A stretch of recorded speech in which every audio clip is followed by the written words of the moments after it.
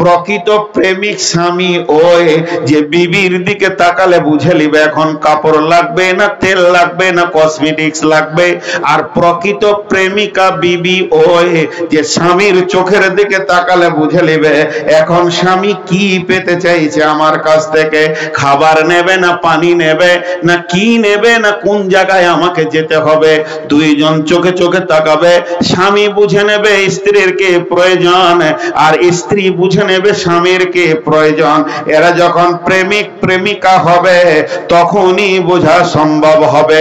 এখানে যতগুলি লোক আছে আর যতগুলি মেয়ে আছে এরা যদি প্রকৃত আল্লাহকে ভালোবাসনেওয়ালা হয়, রসুলকে ভালোবাসনেওয়ালা হয়, দিনকে ভালোবাসনেওয়ালা হয়, তাহলে পরিস্থিতির দিকে তাকিয়ে এরাও বুঝে নেবে এখন আমার রব আমার কলিজাটা চাইছে, জানটা চাইছে না মালটা চাইছে, কোন জিনিসটা দিলে আমার রব খুশি হবে, সঙ্গে সঙ্গে বুঝে নিবে। দেখ রে বাপ, সহ্য করবো না এই উঠা বসা গলা। আমি যখন যেমন বলবো তেমনি ডিউটি করবি। ছেলেগুলাকে বসতে বলেন, আমি এগুলো একদম বরদাস্ত করি না। আমি কথা বলবো আর এখানে ট্রিক ট্রিক করছে। মৌলানার ধৈর্য ছিল খুব, এদের যা করছিল তো বুঝে নিতে হবে। তো বিশ্বনবী পাথরটাই উঠতে পারছেন না। দেখেন সাহাবীটার কথা শুনেন, সেই সাহাবীটার নাম হযরতে তালহা রাদিয়াল্লাহু তাআলা আনহু। আর একবার বলবো, ও মা আমার, বোন আমার, ওই সাহাবীটার নাম হযরতে তালহা রাদিয়াল্লাহু তাআলা আনহু। তালহা রাসূলের দিকে বাজপাখির মতো তাকিয়ে আছেন। নবীজি চারিদিকে মহড়া দিচ্ছেন, একবার ডান দিকে একবার বাঁ দিকে যুদ্ধ পরিচালনা করছেন। এমন সময় তালহা যেন বাজ পাখির মতো রসুলকে গাইড করছেন। এমন সময় বিশ্বনবী পাথরটাতে উঠতে গেছেন কিন্তু ভারী হয়ে গেছেন। হযরতে তালহা দৌড়ে এসে বলছেন, ইয়া রাসূলুল্লাহ। তালহা সেই পাথরটা নিচে শুয়ে গেলেন আর বললেন, ও দয়ার নবী গো, আপনি আমার বুকে পাথরে, আমার বুকে পা রেখে পাথরে উঠে যান, আমি একটা সিঁড়ি হয়ে গেলাম, আপনার জন্য পাথরটা উঠতে আসান হয়ে যাবে। হযরতে তালহা শুয়ে গেলেন। নবীজি বলেননি, তালহা তুই শো, তোর বুকে পাথরে, বুকে পা রেখে আমি পাথরে উঠবো। বিশ্বনবী বলেননি, কিন্তু তালহার চেতনার দরজা খুলে গেছিল। তালহা দৌড়ে এসে শুয়ে গেলেন। দয়ার নবী তালহার বুকে পা রেখে যখন ওই পাথরটাতে উঠলেন আর আল্লাহর নবী জবান দিয়ে বললেন, তালহা রে, তুমি নিজের জন্য জান্নাতকে ওয়াজিব করে নিলে। বলেন বলেন ওদেরকে কে জলসা করেছিল? এটা গেল জান।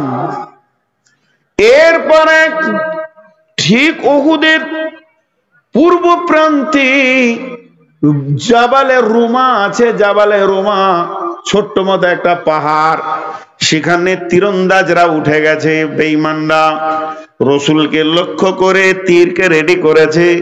একটা নয়, দুটা নয়, ঝাঁকে ঝাঁকে তীর রসুলের দিকে দৌড়ে আসবে। তালহা আবার খেয়াল করে নিলেন, দয়ার নবীর গায়ে তীর লেগে গেলে নবীজি কষ্ট পেয়ে যাবেন। হযরতে তালহা রসুলকে নিয়ে পাহাড়ের একটা গর্তে একটা সামান্য কোনা পাথরের মধ্যে লুকিয়ে দিলেন এবং সেই পাথরের গর্তের মুখে দাঁড়িয়ে গিয়ে নিজের বুকে 180 খানা তীরকে গ্রহণ করলেন। হযরতে তালহা পড়ে গেলেন। এমন সময় এক বেঈমানের পাথর কিংবা ওই বর্ষা এসে রসুলের এখানে আঘাত হানলো। হেলমেটটা বসে গেল, দুইখানা দাঁত ঝরে পড়ে গেল। বিশ্বনবী পড়ে গেলেন, বেহুশ হয়ে গেলেন। উহুদের ময়দানে প্রচার হয়ে গেল যে বিশ্বনবী মারা গেছে। যাদের অল্প ঈমান ছিল মুনাফিকরা তাদের দিলগুলোকে নষ্ট করে মদিনার দিকে নিয়ে যেতে শুরু করলেন। এমন সময় হযরতে আলী ঢালে করে পানি নিয়ে আসছেন। হযরতে আলী, হযরতে ফাতেমা খেজুর পাতার চাটা এগুলোকে পুড়িয়ে পুড়িয়ে রসুলের ক্ষত জায়গায় লাগাচ্ছেন। এমন সময় হযরতে আবু বকর রসুলের মাথায় আর ঘাড়ে হাত দিয়ে দাঁত রেডি করেছেন যে ওই হেলমেটের হুক গুলোকে দাঁত দিয়ে টেনে বের করবেন। আর ওই 180টা তীর খাওয়ার পর হযরতে তালহা বলছেন, ও ভাই আবু বকর, তোমাকে আল্লাহর কসম দিয়েছি তুমি হুকটা বের করবে না। আজকের দিনে আমি রসুলের খিদমতে নিজেকে লাগিয়ে দিয়েছি, অতএব হুক দুটো আমাকেই বের করতে দাও। দয়ার নবী আবু বকরের মাথাটাকে সরিয়ে দিলেন। নবীজি তখন হুঁশে ফিরে এসেছেন। হযরতে তালহা পর পর 2টি হুককে বের করে বেহুশ হয়ে গেলেন, বিয়ে পড়ে গেলেন, রক্ত ঝরছে। তালহা এই রক্তে এইখানে যুদ্ধে শহীদ হননি, মারা যাননি। বেশ কিছুদিন পর, দীর্ঘ কিছুদিন পর, লম্বা টাইমের পর হযরতে তালহা বিশ্বনবীর আগে পৃথিবী থেকে বিদায় নিলেন। জানাজা পড়লেন কে না? হযরতে নবী মুহাম্মদ রাসূলুল্লাহ সাল্লাল্লাহু আলাইহি সাল্লাম। কবরে লাশ নামালেন কে? নবী মুহাম্মদ রাসূলুল্লাহ সাল্লাল্লাহু আলাইহি সাল্লাম। কবর যখন কমপ্লিট হয়ে গেল, দয়ার নবী লম্বা করে দোয়া ধরেননি, লম্বা করে দোয়া করেননি, শুধু আল্লাহকে বললেন, হে আমার রব, আমার তালহা দিনের ব্যাপারে নিজের জানকে মালকে যা লাগিয়েছে তাতে আমি সন্তুষ্ট আছি। হে আমার রব, আমি তোমার হাবিব, আমি তোমার দোস্ত, আখিরি পয়গম্বর, একটা দরখাস্ত রাখছি। আমার তালহার ব্যাপারে এই দরখাস্তটা তুমি কবুল করে নাও। যেদিন তোমার ইসরাফিল সুর ফুঁকবে, সারা পৃথিবীর মানুষ কবর থেকে কিয়ামতের মাঠে উঠবে, সেদিন আমার তালহাও কিয়ামতের মাঠে উঠবে। ওই অবস্থায় আমার রব, তুমি আমার তালহাকে দেখে মুচকে মুচকে হাসবে, আর আমার তালহা তোমাকে দেখে হাসবে। কি সুন্দর জীবন! এই জীবনটা কখন পেয়েছিল? ওর চেতনতা ছিল। এখন কি চাইছে আমার কাছে? ইসলাম। জি, ওর চেতনতা ইসলামকে গ্রহণ করেছে। আজকে আমরা কত দুর্বল! জি ভাই, আপনারা দুর্বল এক। আপনারা যে কটা নিচে বসে আছেন বেঈমান এক, আর আমি 99 নম্বর বেঈমান। আমি চেয়ারে বসে আছি বলি যে আপনাদের থেকে ভালো, তা নয়। আমরা কত দূর নিচে চলে গেছি। এখন ইসলাম কি চাইছে এই খবরটাও আমাদের কাছে নেই। চলেন আর একটা উপহার আপনাদেরকে দিই। বিশ্ব নবী পৃথিবী থেকে চলে গেলেন, হযরত আবু বকরের জামানা চলে গেল, হযরত উমর বিদায় নিলেন, মুসলিম জাহানের খলিফা হিসেবে গদিতে বসলেন কে? যুনুরাইন, হযরতে ওসমান ইবনে আফফান রাদিয়াল্লাহু তাআলা আনহু। তিনি মুসলিম জাহানের খলিফা, তিনি প্রাইম মিনিস্টার, তিনি প্রধানমন্ত্রী, তিনি উচ্চ পর্যায়ের মানুষ, কিন্তু নিজে গেছেন মদিনার হাটে গম বিক্রি করতে। নিজে গেছে প্রধানমন্ত্রী গম বিক্রি করবে, প্যাকেট খোলা আছে, পাইকের ব্যাপারীরা আসছে, বলছে কি দাম নেবেন হুজুর, কি দাম নেবেন? একটু বাজার ঘুরে এসো বাবা, এই তো এসেছি, একটু বেলাটা উঠুক, হবে হবে হবে, যাও এসো। এইভাবে ভাবে সমস্ত ব্যাপারী পাইকের দেখে ঘুরিয়ে দিলেন। এমন সময় মরুভূমির প্রান্তে, মরুভূমির বুক চিরে বহু দূর থেকে একটা দল, একটা কাফেলা চলে আসছে। ওই হাটের দিনে বেচা কিনা হয়, কিন্তু কিছু এমন গরিব আছে যারা ভিক্ষা করতে আসে। ওদের উদ্দেশ্য বেচা কিনা নয়, ওদের উদ্দেশ্য হচ্ছে হাটে কাজে লোকের কাছে কাছে ভিক্ষা করবে। ঠিক ওসমানের কাছাকাছি আসা, হযরত ওসমান ওদের দিকে তাকিয়ে দেখছে, গালগুলো ঢুকে গেছে, চোখ ঢুকে গেছে, আর হাড়গুলো বোঝা যাচ্ছে, পেটটা পিঠে লেগে গেছে। শরীরে মাংস আছে বলে মনে হয় না, হাড়ের ওপরে যেন চামড়া চাপানো আছে। মাথায় তাদের তেল নাই, শরীরে পরিপূর্ণ কাপড় নাই, নারীগুলো বুকটা পাছাটা ঢাকা, আর পুরুষদের শুধু পাছা ঢাকা। তাদের বডিতে কখন তেল পড়েছে নিজেও জানে না, পেটে তো খাবার পড়েনি, তো বডিতে তেল কখন পড়বে? তাদের ভিতরে বৃদ্ধ বৃদ্ধা, জওয়ান নওজোয়ান, শিশু রয়েছে, নানা রকম রয়েছে। দিয়েছে। হযরতে ওসমান মালের প্যাকেট থেকে এমনি করে সাটা ভরে বলছে, তোমার গামছাটা বাঁধো, লাও তুমি লাও, লাও তুমি লাও, লাও তুমি লাও। এক প্যাকেট সে আরো প্যাকেট নামা, লাও তুমি লাও। এক দাঁত থেকে তাদেরকে দিতে শুরু করলো, আর তারা ওইগুলোকে সুন্দর করে নিজের জায়গাতে নিয়ে আবার মাথায় তারা গমগুলোকে নিয়ে মরুভূমির বুক ছেড়ে নিজের দেশে ফিরে যেতে লাগলো। এই অবস্থায় ওই হাটের যত ব্যাপারে পাইকার এসে বলছে, ও নবীর জামাতা ওসমান, তুমি তো বললে কিছুক্ষণ উঠো দাম বাড়ো, কিন্তু আজকে দেখছি তুমি এমন লোককে দান করেছো যাদের পেটের খাবার নাই, তারা কোন পয়সা দিয়ে কিনেছে? হযরতে ওসমান বলছেন, হতভাগা রে, আজকের ব্যবসাটা আমি আল্লাহর সঙ্গে করেছি। এদেরকে যখনই দেখেছি তখন আমার চেতনতার দরজার হুড়কা খুলে গেছে। আমার মন বলছে, ওসমান, আজকে তোর গমগুলো তোর আল্লাহ চেয়েছে জান্নাতের বিনিময়ে, আমি আল্লাহকে দিয়ে দিয়েছে। এর বিনিময়ে আমার রব আমাকে জান্নাত দেবে, যে জান্নাতের একটা ইট পর্যন্ত তোমাদের কিনার ক্ষমতা নাই। জি মা বোন, এদেরকে কেউ জালসা করেনি। জালসাতে এই কদিন থেকে শুরু হলো, এরা দিনকে বানিয়ে গেছে, এদেরকে কেউ জালসা করেনি। আর একটা ঘটনা আবার 1 মিনিটে ছোট করে বলে দিব। আব্দুল্লাহ জুলবাদা জাইন, ওকে 2 কম্বলওয়ালা আব্দুল্লাহ বলা হতো, ওর আসল নাম ছিল আব্দুল উজ্জা। আপনার আমার ছেলে পিলে হলে আমরা আব্দুল্লাহ নাম রাখি, তার মানে আব্দ মানে গোলাম, আল্লাহ মানে আল্লাহ, আব্দুল্লাহ আল্লাহর গোলাম। আমরা নিজেরা নিজেকে গর্বিত হয়, আনন্দিত হয়, আমার বেটাটা আল্লাহর গোলাম, এটা খুশির বিষয়। তো ওর মা বাপ নাম রেখেছিল আব্দুল উজ্জা।